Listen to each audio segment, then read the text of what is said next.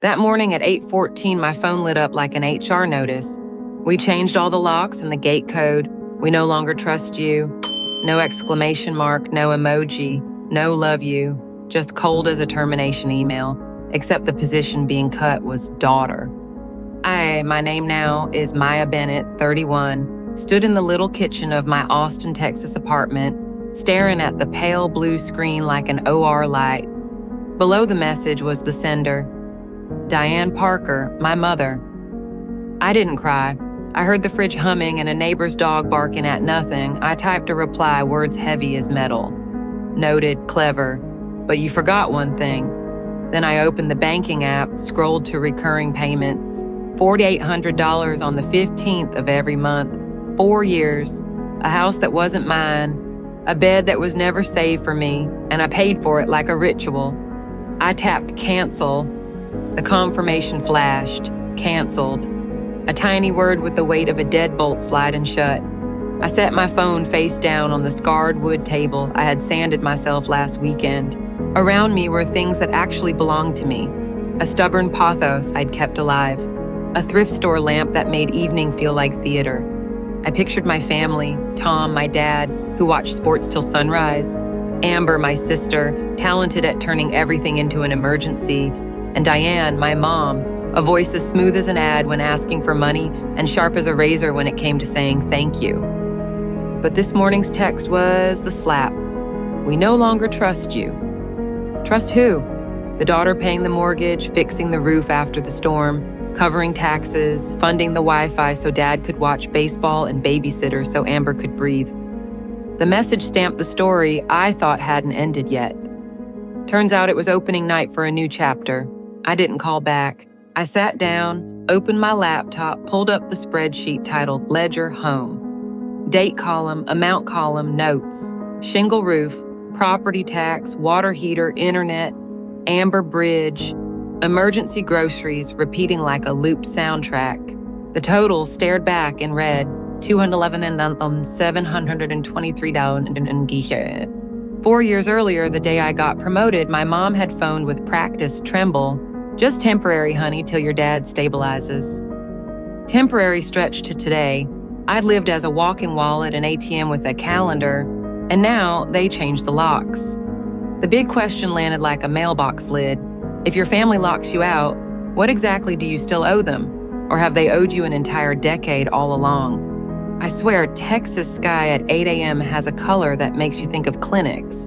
Sterile, cold, scentless. My mother's text fell into that color like a needle. I brewed coffee, listening to each drip, vowing to remember this sound. Not the relentless ping of family circle shit. The family group chat my sister Amber renamed last month, where people called me everything except Maya. Once they sent a meme, a guy handing over his wallet captioned big sponsor energy. A cousin tagged me. My dad added, only keep sponsoring if you name the kid after the bank. I left the chat. They added me back with balloon confetti. I left again. This time I blocked them all. Childish? Maybe. Sometimes childish is a dress rehearsal for a boundary. Then came the hook. Last summer, waiting curbside for groceries, I scrolled Facebook.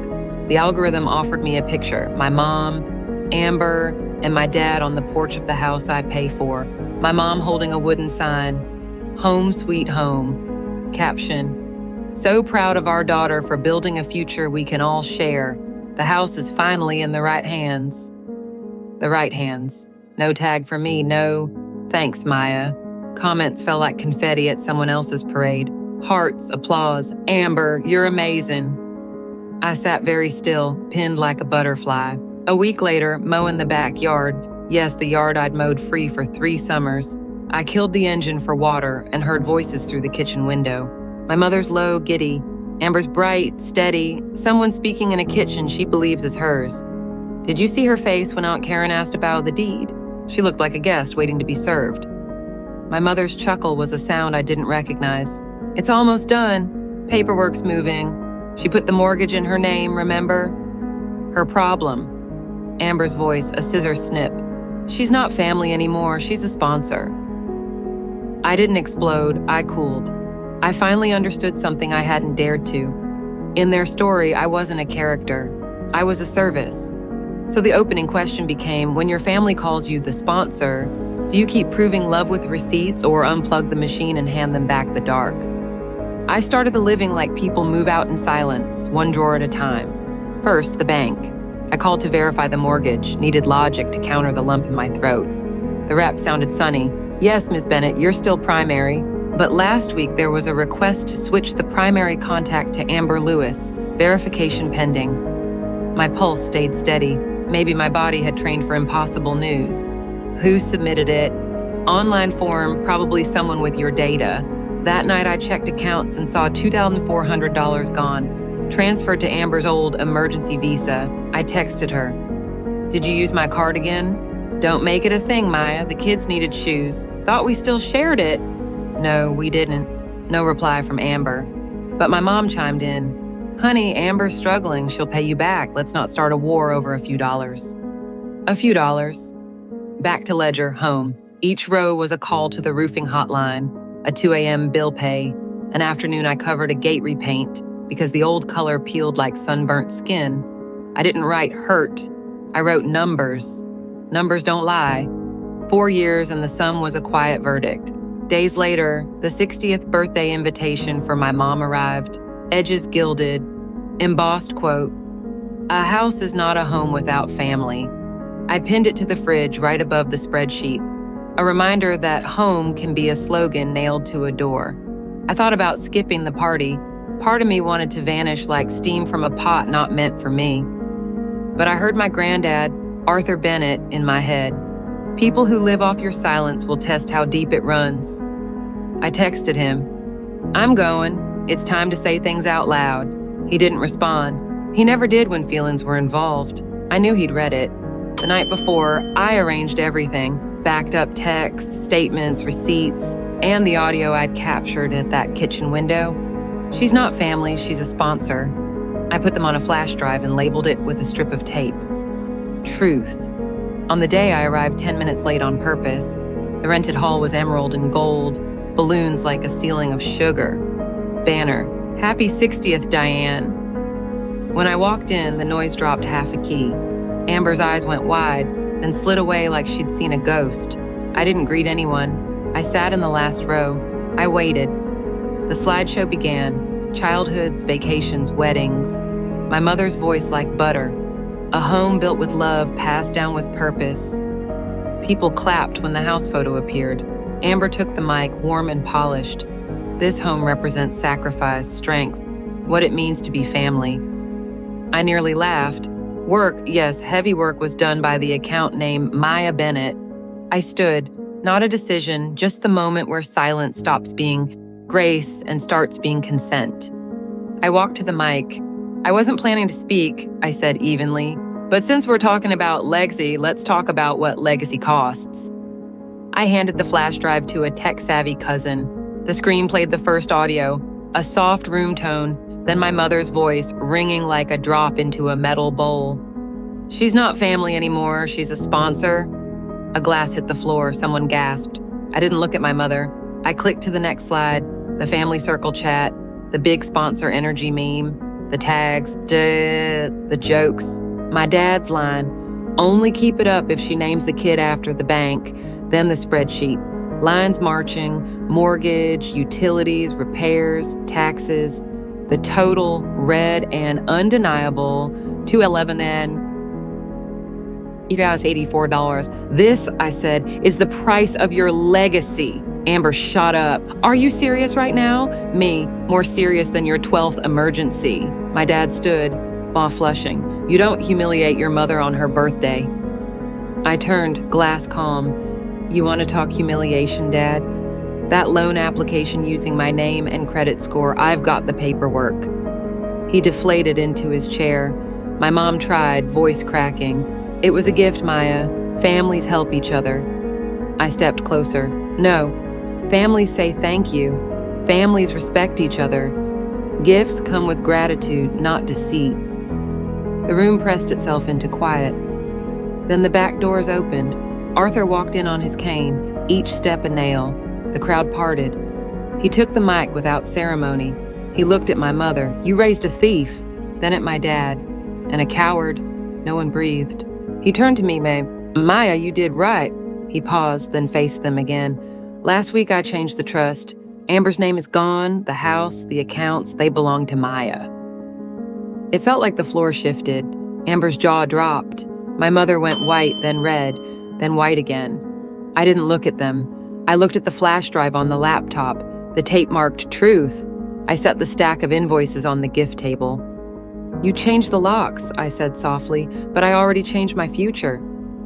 I walked out, no cake, no toasts, no apologies, just chairs scraping and 100 eyes watching the person they finally underestimated. That night my phone went feral, missed calls, texts, voicemails. I deleted almost all. I kept one, a message from Arthur. Proud of you, kid. You did what needed doing. 2 days later, an email slid in from a law firm. Settlement proposal. Capitalization crisp, offering to resolve the misunderstanding amicably. Translation, hush money. I replied with one line. Full repayment within 72 hours or I go public. Then I shut the laptop, laced my shoes, and walked under the Texas sun. The air felt dry and kind, like the city couldn't care less about my inbox earthquake. On day 3, 10:17 a.m., my phone pinged. Incoming wire, 211 down, $723.84. No sender name, just private account. Perfect. I didn't want an apology from their mouths. I wanted a period in digits, said narcissists. I emailed the firm, received, no further contact necessary, then I deleted the thread. The post I made after didn't spill details, just a screenshot of a now empty family circle and a caption. Closure isn't always forgiveness. Sometimes it's $211,084, the price of silence, obedience, and funding someone else's fantasy. I didn't expect it to go viral. It did. Comments poured in, strangers confessing, therapists citing financial abuse, one line that made me smile. She didn't lose her family, she lost her debt collectors. Exactly, my dad called. I hesitated, then answered, Happy now? His voice was metal. Your mother's been crying for days. Maybe she should have thought before calling me a sponsor. You embarrassed your family? No, you embarrassed yourselves. I just turned on the mic. He went silent, then said the old line that always told on him. You were always different, cold. Never knew how to be part of this family. I was busy keeping it from collapsing, I said. For what, so you could write me out of every story? He hung up. No goodbye, only a vacuum. That night Arthur called, voice late, calm. They're fuming. I didn't want it this messy. He chuckled. Truth always looks messy when it finally walks in. Don't flinch. You earned your peace. A week later, the city was quiet in the best way. No pleading calls, no guilt notes, just small, ordinary errands, cheap daisies from the market, a reorganized bookshelf, morning runs. I went back to therapy, not to cope, but to rebuild. Evan and X texted, I always knew you'd draw the line, just didn't think it'd go viral. I laughed. Me neither. I just wanted them to stop pretending I owed them my existence. One afternoon, a plain envelope arrived. Inside, and a photo of the old house, no home sweet home sign, grass overgrown. On the back, my mother's slanted and handwriting. We miss you. Please come home. My heart lurched, not out of longing, out of habit. I folded the photo into a drawer, because home isn't walls and locks and codes. Home is safety. There was nothing safe about that place. I visited Arthur. His porch held a different kind of quiet, nutritious quiet. He sipped tea, eyes on the horizon like he already knew my question. Your father came by yesterday, he said. Let me guess, he hates a trust revision. A small laugh.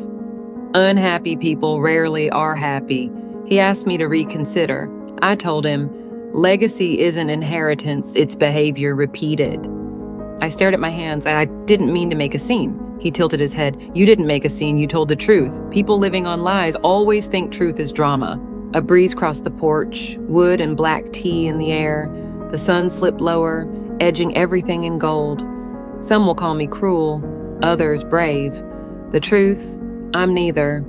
I'm done. A month passed. I moved to a smaller place closer to work. Every morning I ran by a huge oak and watched squirrels act like they owned the park. At night I played a quiet jazz list, never louder than my breathing. Sometimes I wondered, do I need forgiveness? Then I remembered Arthur's line, forgiveness requires accountability. They haven't earned it.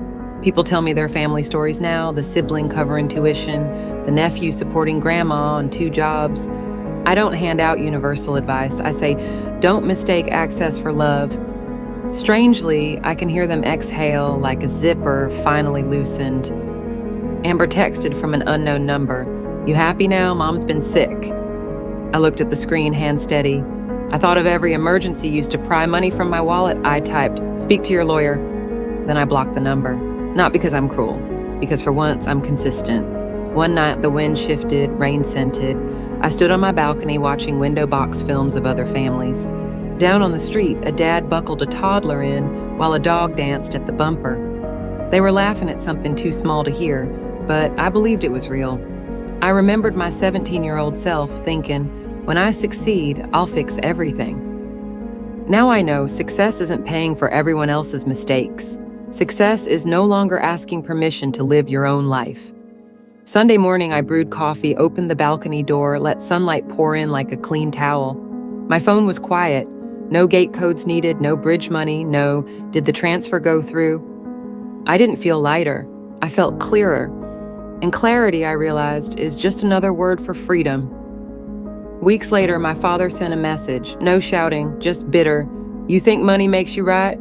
You'll regret this when you're alone. I read it once and deleted it, because I'm not alone. I have silence that doesn't ache, mornings without guilt, and a future that belongs to me. One evening I sat at the kitchen table, papers tidy in a box, the truth drive zipped in a drawer like a boundary stone. I wrote one line in my journal. Peace isn't given, it's reclaimed. I set down the pen and listened to the city breathing. Cars, a pizza order, a couple bickering and then laughing, the normal life of ordinary people. I smiled. Ordinary is the gift I used to think wasn't for me. I don't know if I'll forgive in 10 years. Forgiveness isn't a door I open for them. It's a door I open for myself when I'm ready to walk through alone. Right now, I'm on the threshold, hand on the knob, heart steady. I turn away from the old house in my head, built of silent transactions and on-time guilt, and step toward my small living room, where each morning a bar of light slides across the floor like a curtain opening. I pour another cup, steam rises and dissolves. The phone stays quiet. I place my palm over my chest, feeling my pulse tick like a metronome. Then I say softly to no one and to the listening kitchen, I'm not a service anymore. I'm the last signer on my own pardon. And if I had to leave one sentence for anyone standing on the same doorstep where I once stood, it would be, don't mistake silence for peace. Only when you press cancel payment yourself will you hear peace walk into the room.